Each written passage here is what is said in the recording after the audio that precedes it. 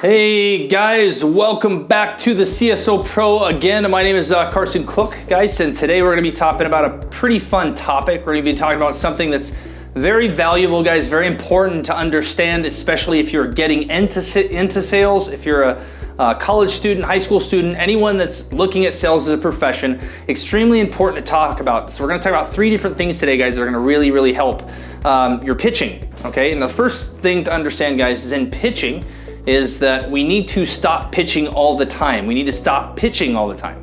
Now, you said, what does that mean, Carson? What are you talking about? I just got a sales position and my manager's telling me to do this and do this and do this and say this. Guys, we want to give presentations. The top 1% of sales professionals that do very well within sales or within the sales industry, they don't pitch all the time. Okay, they rarely pitch. They pitch when it is extremely concise and purely effective. And it's not necessarily a pitch, okay? And we say pitching is when you pressure a customer or you give all the product's benefits and this and that, right? And you look at your watch and you've just been talking for the last 15, 20 minutes and your customer has retained only about maybe 10% of the information, okay? And that's where we kind of been blinded by the fact that we think that our product sells itself. And our product does not sell itself, guys. First, they buy you as a sales professional. They buy your communication techniques. They buy your ability to look and appear like a seasoned veteran and professional. No matter what part of the learning process you're in, you always want to be extremely confident within what you're saying. And if you don't know the answer, don't lie.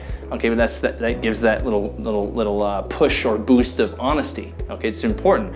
So what I mean by not pitching all the time is that we need to stay engaged with our customers. And that's going to be tip number one for today. So you need to engage in conversation.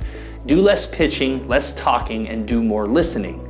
Okay, and to effectively listen is extremely important in solution-based selling.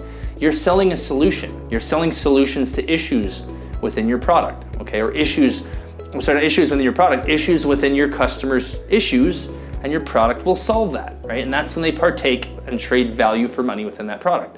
So number one, we need to engage in conversation with our customers or potential prospects. Number two, we need to let the prospect ask for the presentation.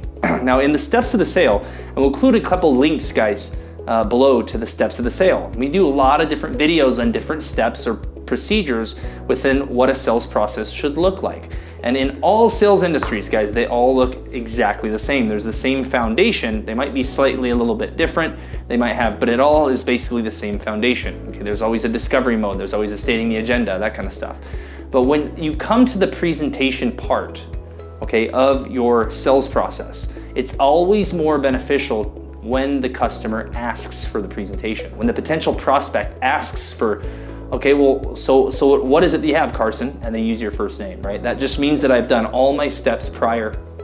I've given them just enough information to get them interested, just enough information to show perceived value, to show real value, to show solutions to their problems in order for me to have them or your potential prospect say, all right, Carson, well, tell me more about it, right? Then I go into presentation mode. Then I go into pitch mode. But during that pitch or during that presentation, I don't do 90% of the talking. I do probably still 65, 70% of the talking. And I try and get my customers to at least engage their 30% during that interaction. Okay, so it's important to understand is that we need to let the prospect, that's number two, guys, ask for the presentation. When the prospect asks for the presentation, they're pretty much giving you the golden key to move into the next step or to go through the door to the next step.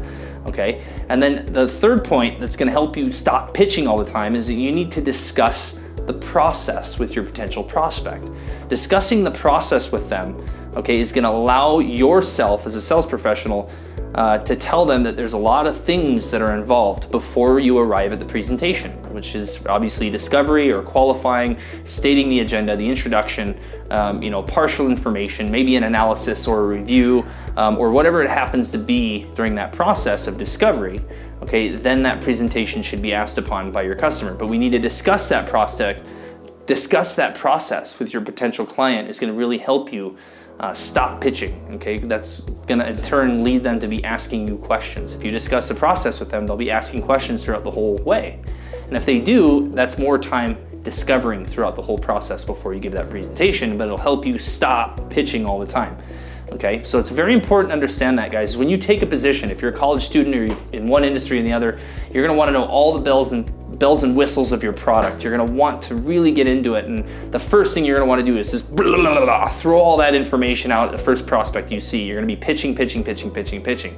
And then no one's gonna be buying. And they say, well, what's the issue here? It's because you need to have more active listening. You need to get engaged within the conversation. Do less pitching. Do more problem solving, solution-based sales.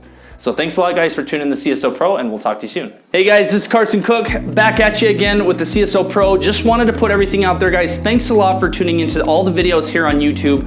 I just wanted to point out to you guys real quick, just once again, this book will be going on sale May 1st this year, 2019. So coming up here pretty shortly, guys. And this is the Sales Journal, a confident, common sense, and practical guide to sales. Basically, your Cliff Note version, okay, that can get you up to speed, guys, and give you a very solid foundation on how to sell. Now, this book, guys, is not just for sales professionals. This book you need to buy and read. It will help your life with your family, your kids, pretty much anyone that you would like to communicate with and become better at communication.